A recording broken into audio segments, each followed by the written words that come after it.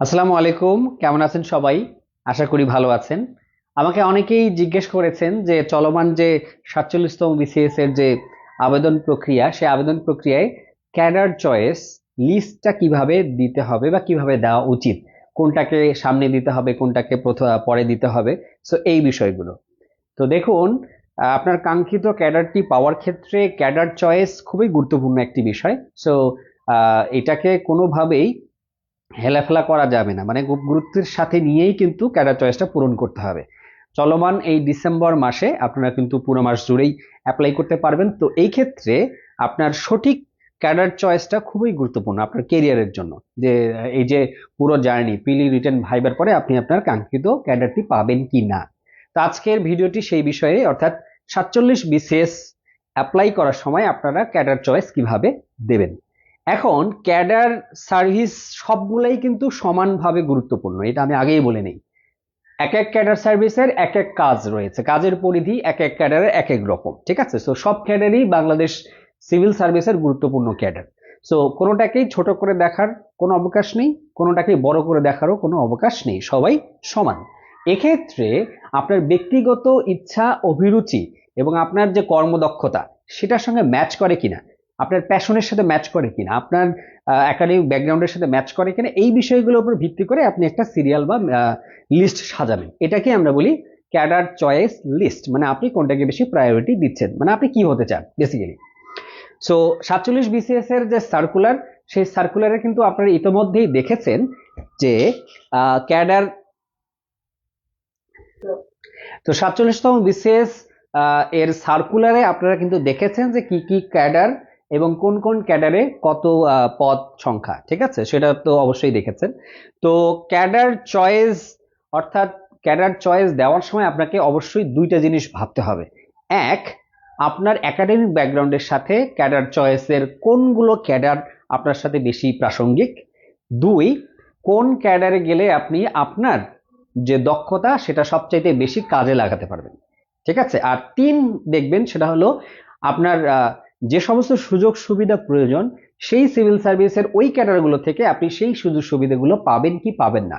অর্থাৎ সরকার আপনাকে অ্যাপ্লিকেশন করতে বলছে, সরকার আপনাকে অ্যাপ্লাই করে সিভিল সার্ভিসে ঢোকার জন্য আপনাকে আহ্বান করেছে, এখন আপনি যাবেন কিনা সেটা সেটা কিন্তু আপনার সিদ্ধান্ত।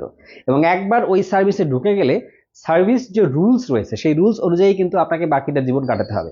সো আপনাকে ওই ক্যাডার সার্ভিসগুলো সম্পর্কে, তাদের কাজগুলো সম্পর্কে ভালোভাবে জেনে তারপরেই কিন্তু অ্যাপ্লাই করে সেই জায়গাটা যেতে হবে। যাওয়ার পরে কিন্তু আর আপনি প্রশ্ন তুলতে পারবেন না যে আমি কেন এই সার্ভিসটা দিব। বুঝতে পারছেন? এই জন্য আগে থেকে জানা ভালো। এখন দেখুন, এই যে ক্যাডার পদগুলো, এই পদগুলোকে আমি কিন্তু তিনটি ভাগে চিন্তা করি, অর্থাৎ আমি নিজেও তো অ্যাপ্লাই করেছি, তাই না? তখন আমি তিনটা ক্যাটাগরি করতাম। একটা হলো ক্যাটাগরি ওয়ান। ক্যাটাগরি ওয়ান কোনগুলো?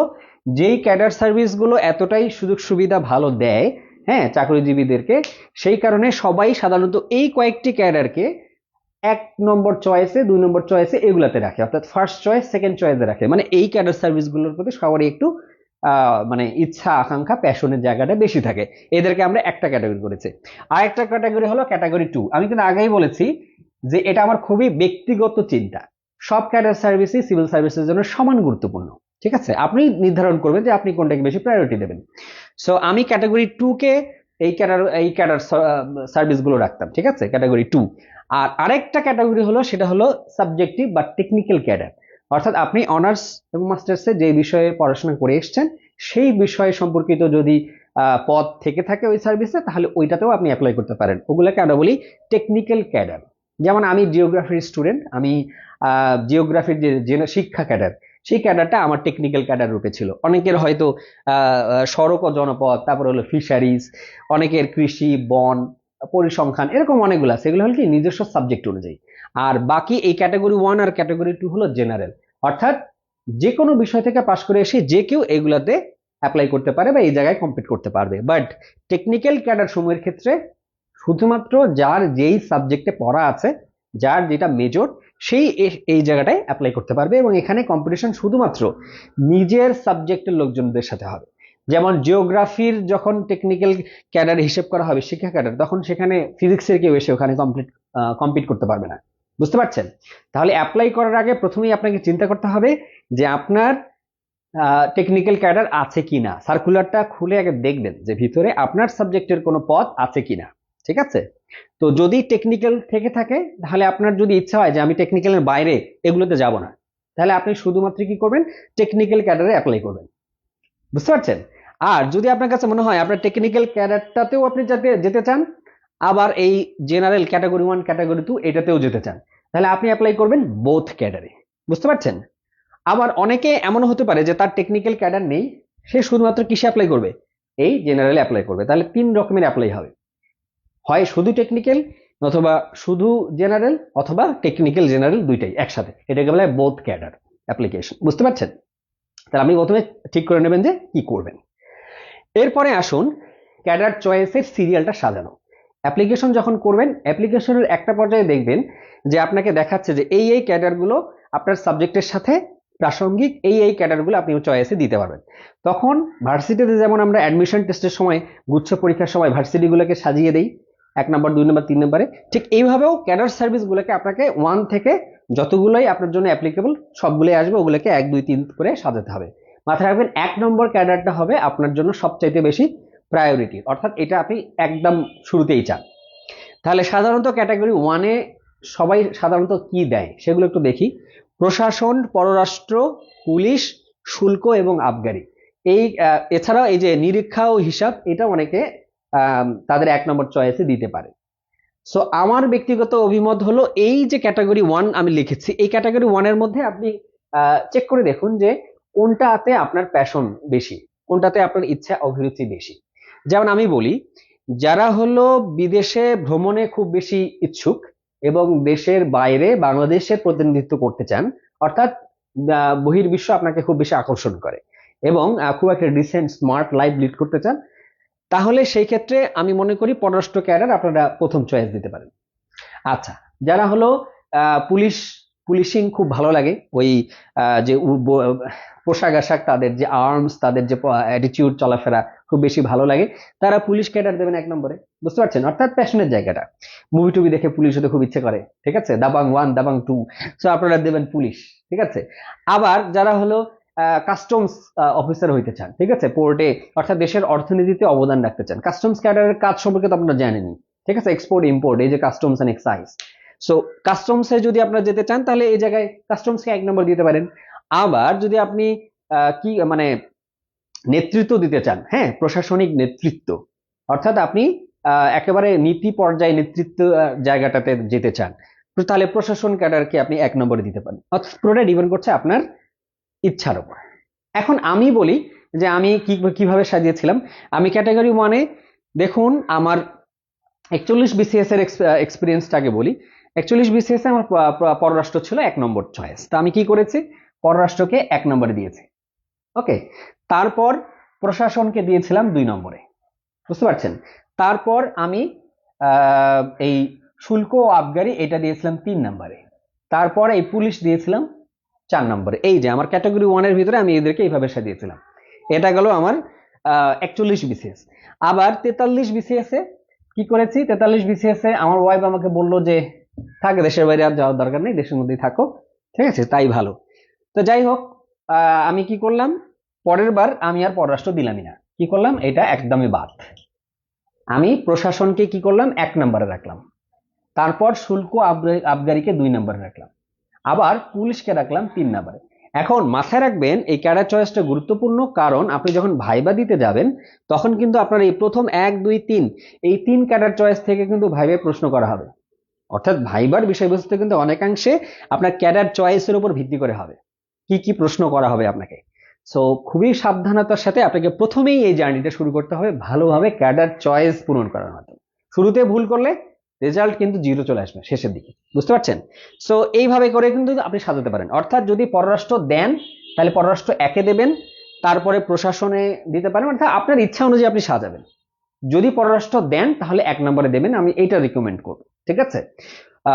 এই হলো ব্যাপার।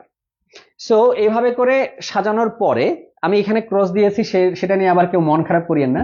আমি আমার 43 বিসিএস এর যে ক্রমটা সাজিয়েছিলাম সেটা শুধু এই জায়গাটায় একটু আমার মতো করে আমি শো করছি। এরপর আসুন ক্যাটাগরি 2। এই 1 2 3 দেওয়ার পরে 4 নম্বরে আমি দিয়েছিলাম এই যে নিরীক্ষা ও হিসাব, এটাকে দিয়েছিলাম আমি 4 নম্বরে। তারপর করকে দিয়েছিলাম আমি 5 নম্বর, আনসারকে দিয়েছিলাম 6 নম্বর, রেলওয়ে পরিবহন ও বাণিজ্যিক এটাকে দিয়েছিলাম 7। তারপরে তথ্যের কিন্তু 3টা সেগমেন্ট আছে, তথ্য ক্যাডারের ভিতরে কিন্তু বিভাগ রয়েছে। এর মধ্যে একটা হলো তথ্য সাধারণ, মানে হলো সহকারী পরিচালক ও তথ্য অফিসার সমমানের পদ। এই তথ্যের এই অংশে কিন্তু আমি 41 বিসিএস এ বর্তমানে কর্মরত রয়েছে, তো আমি কি তথ্যের বিষয়বস্তুগুলো ভালো করে জানি। সো তথ্যের এইটার কিন্তু প্রমোশন ভালো, অর্থাৎ তথ্যের বাকি যে অপশন অন্যান্য পার্টস গুলো আছে সেগুলোকে একটু পিছনে দেবেন, বাট এইটাকে একটু উপরে দিতে হবে, বুঝতে পারছেন। সো এইটাকে আমি দিয়েছিলাম 8 নম্বরে।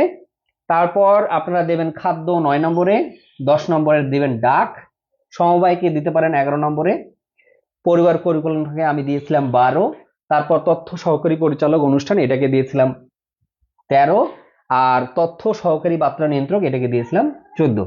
এখন প্রশ্ন আসতে পারে যে আমার যে টেকনিক্যাল সেটাকে আমি কোথায় দেবো, যারা বোথ ক্যাডারে অ্যাপ্লাই করবেন। যদি আপনি শুধু জেনারেলে অ্যাপ্লাই করেন তাহলে এভাবে করে কিন্তু আপনি আপনার সিকোয়েন্সটা সাজাতে পারেন, বোর্ডে যেভাবে আমি দেখাচ্ছি 1 থেকে এই যে 14 পর্যন্ত।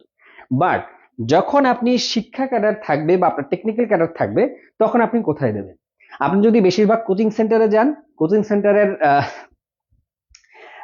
রথী মহারথীরা বলবে যে শিক্ষা ক্যাডার একবারে শেষে দিন। না, এটা কিন্তু ভুল সিদ্ধান্ত। শিক্ষা ক্যাডারকে একেবারে শেষে দেওয়া মানে বোঝাচ্ছে যে আপনি আপনার অনার্স এবং মাস্টার্সের যে পঠিত বিষয় সেই বিষয়ে আপনার দক্ষতা কম, আপনার ইচ্ছা অভিরুচি কম, মানে আপনি ওই জিনিসটাকে অ্যাভয়েড করে যাচ্ছেন। দেখুন, একজন শিক্ষার্থী তার সারা জীবনের পড়াশোনা অনার্স মাস্টার সেগুলো কিন্তু অ্যাভয়েড করতে পারে না, পারে কি? তাহলে এতটা নেগলেক্ট কি করা যাবে শিক্ষা ক্যাডারকে? না। আমি মনে করি যে ক্যাটাগরি 1 দেওয়ার পর ক্যাটাগরি 2 দেওয়ার পর এই মাঝখানের জায়গাটায়, অর্থাৎ এই যে 8 9 10 এই জায়গাটায় মাঝখানে শিক্ষা ঢুকাই দেবেন। অর্থাৎ এতে কি প্রকাশ পাবে, আপনি অনেক চিন্তা ভাবনা করে দিচ্ছেন, এটা প্রকাশ পাবে। আবার আরেকটা ওয়ে হতে পারে, যারা শিক্ষকই হইতে চায় না, অন্য কোনো কিছু হইতে চান না, অর্থাৎ আপনার সাবজেক্ট যা পড়েছেন সেটার মধ্যেই বাকি জীবনটা কাটাতে চান, তাহলে কি করবেন, আপনারা ক্যাটাগরি 1 আর ক্যাটাগরি 2 শুরু করার আগে শুরুতেই দিয়ে দেবেন সেইটা। যেমন 1 নম্বরে থাকবে শিক্ষা, অর্থাৎ আপনার প্যাশনের জায়গাটা গুরুত্বপূর্ণ। বুঝতে পারছেন যে আপনি কি হতে চান। টেকনিক্যাল ক্যাডারকে হয় শুরুতে দেবেন, না হলে আপনি যদি টেকনিক্যাল ক্যাডারে সত্যি যেতে ইচ্ছুক না, তাহলে কি করবেন, এই যে 8 9 10 এই মাঝখানে ঢুকাই দেবেন, একেবারে শেষে দেবেন না, এটা খুব দৃষ্টিকটু লাগে। আচ্ছা আচ্ছা, এইগুলো ছাড়াও কিছু কিছু ক্ষেত্রে আমি বলি, সেটা হলো যে কিছু কিছু ক্যান্ডিডেটের আবার ইকোনমিক দিকটা গুরুত্বপূর্ণ হিসেবে দেখে। যেমন কিছু কিছু ক্যাডারে আছে যে একটু ইকোনমিক সাপোর্ট আপনি বেশি পাবেন, ঠিক আছে, সেই ক্ষেত্রে এই যে নিরীক্ষা কর এগুলাকে আপনি শুরুর দিকে দিতে পারেন। বুঝতে পারছেন, কাস্টমসকে 1 নম্বরে দিলেন, তারপর নিরীক্ষা দিলেন, তারপর কর দিলেন। যারা ইকোনমিক ফাংশন বা ইকোনমিক্স রিলেটেড যে ক্যাডার সার্ভিস সেগুলোতে যদি যেতে চান। আবার অনেকের ডিফেন্স ফোর্সের প্রতি একটা প্যাশন থাকে, তাহলে 1 নম্বরে যদি পুলিশ দেন 2 নম্বরে দিয়ে দেবেন আনসার। বাট এমন যদি করেন 1 নাম্বার দিলেন পুলিশ, 2 নাম্বার দিলেন প্রশাসন, বিষয়টা একটু খারাপ দেখায়। বুঝতে পারছেন, মানে আপনার ক্যাডার চয়েস থেকেও কিন্তু আপনার সম্পর্কে একটা ধারণা কিন্তু চলে আসবে যে আপনি আসলে কেমন সার্ভিসে দিতে চাচ্ছেন, মানে আপনার ইচ্ছা অভিরুচিটা কি।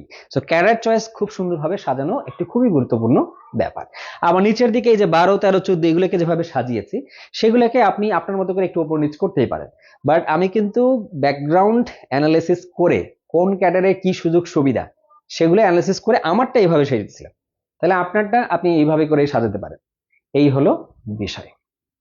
সো আপনারা ভালো থাকবেন, আমার জন্য দোয়া করবেন।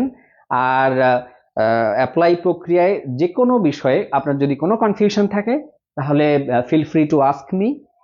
আপনারা কমেন্টে আমাকে জানান, আমি রিপ্লাই দিয়ে দেব। আর বেশি বেশি করে লাইক কমেন্ট শেয়ার করে এই ভিডিওগুলো ছড়িয়ে দিন। আমি চাই আসলে প্রত্যন্ত অঞ্চলের সবার কাছেই এই সার্ভিসগুলো, এই ভিডিওগুলো চলে যাক, যাতে করে সবাই একটু জানতে পারে, বিশেষ করে যারা গ্রামে কোনোভাবেই কোনো কিছুতে অ্যাক্সেস পায় না তারা যেন এটার অ্যাক্সেস পায়। তো আপনারা ভালো থাকবেন। আসসালামু আলাইকুম।